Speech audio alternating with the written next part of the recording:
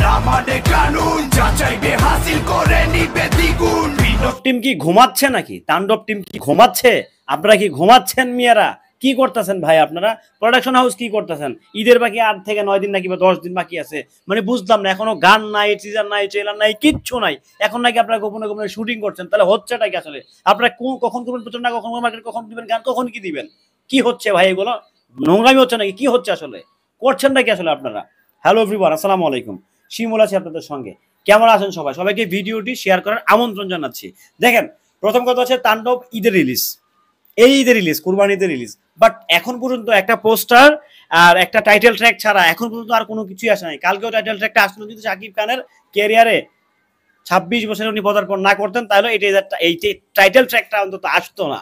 হ্যাঁ, তো আমার কথা হচ্ছে ভাই, এতদিন ধরে শুটিং করছেন, এই রায়হান রাফি কিন্তু তার প্রচারণার ক্ষেত্রে অন্য লেভেলের একটা বাস ক্রিয়েট করে সব সময় তার সে প্রচারণা শীর্ষে থাকে। কি কারণ?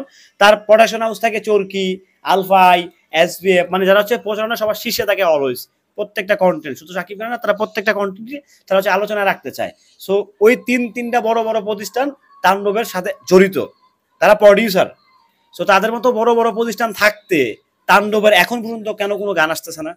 এখন পর্যন্ত কেন কোনো টিজার আসতেছে না? এখন পর্যন্ত কেন কোনো প্রমোশনাল কন্টেন্ট আসতেছে না? এগুলো আসলে হচ্ছেটা কি? আপনারা কি করছেন? কোন দিকে যাচ্ছেন? কি মরাতে যাচ্ছেন? আসলে আমরা কিন্তু বুঝে গেছি ভাই, আমি বুঝে গেছি ভাই, আপনারা এখনো শুটিং শেষ করতে পারেন নাই। আমার যা মনে হচ্ছে আপনারা এখনো শুটিংই শেষ করতে পারেন নাই। তো সেন্সর বোর্ডে কখন জমা দিবেন, কখন গান দিবেন, কখন টিজার দিবেন, কখন ট্রেলার দিবেন, কখন কি দিবেন ভাই? আসলে হচ্ছেটা কি? মানে যা হচ্ছে, যতটুকু হচ্ছে, যেভাবে হচ্ছে, আমার কাছে মনে হচ্ছে ভালো কিছু হচ্ছে না, ভালো কিছু হচ্ছে না। কই রে ভাই, এতদিন হয়ে গেল এখন পর্যন্ত কোনো গানের খবর নাই, কিছু নাই। মানে এটা কোনো কথা হইলো? এটা কি হইলো আসলে? কালকে একটা গান দিচ্ছেন, ভালো কথা, ফাইন, ঠিক আছে, বাট আরো যে আনুষঙ্গিক যে কন্টেন্ট গুলো আছে, রোমান্টিক গান কই, টিজার কই? আপনার সিনেমার তো সমালোচনা হচ্ছে ভাই, সমালোচনা হচ্ছে, দ্রুত গতিতে কন্টেন্ট দিতে হবে। রাফি ভাই, আপনার দৃষ্টি আকর্ষণ করছি ভাইয়া, আপনি একজন গুণী নির্মাতা এবং কি আপনি ভালো প্রচারণা করতে পারেন আপনার কন্টেন্টের। আর তাণ্ডবের ক্ষেত্রে একটু ডিফারেন্ট দেখা যাচ্ছে না আপনাদেরকে, মানে টোটালি জানি কেমন একটা অন্য মোড়ে গিয়ে আছেন ভাই। সময় কিন্তু হাতে বেশি দিন নাই। এরকম যদি করতে থাকেন, এভাবে যদি চলতে থাকে সিস্টেমটা, সাকিবিয়ানরা কিন্তু এমনি ফেপে আছে, ফুলে আছে।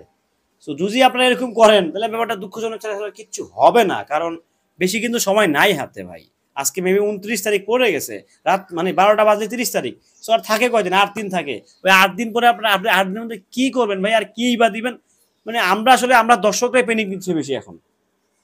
অলরেডি আপনার সিনেমা নিয়ে কিছু সংখ্যক সাকিবিয়ান মানে কেমন জানি বলছে বয়কট একটা খেলা খেলতেছে। সেই বয়কটের পাশে আমরা নাই, আমরা তাণ্ডবের পাশে আছি। আমি ব্যক্তিগতভাবে শিমুল তাণ্ডবের পাশে আছি, কারণ আমি চাই শাকিব খানের প্রত্যেকটা সিনেমায় যার যার যোগ্যতা অনুযায়ী ব্যবসা করুক। এটা আমার ব্যক্তিগত চাওয়া, ব্যক্তিগত আশা, আকাঙ্ক্ষা কিংবা ব্যক্তিগত ফিকশন। এটা আমার ব্যক্তিগত ধ্যান ধারণা, এটা আমার কাছে।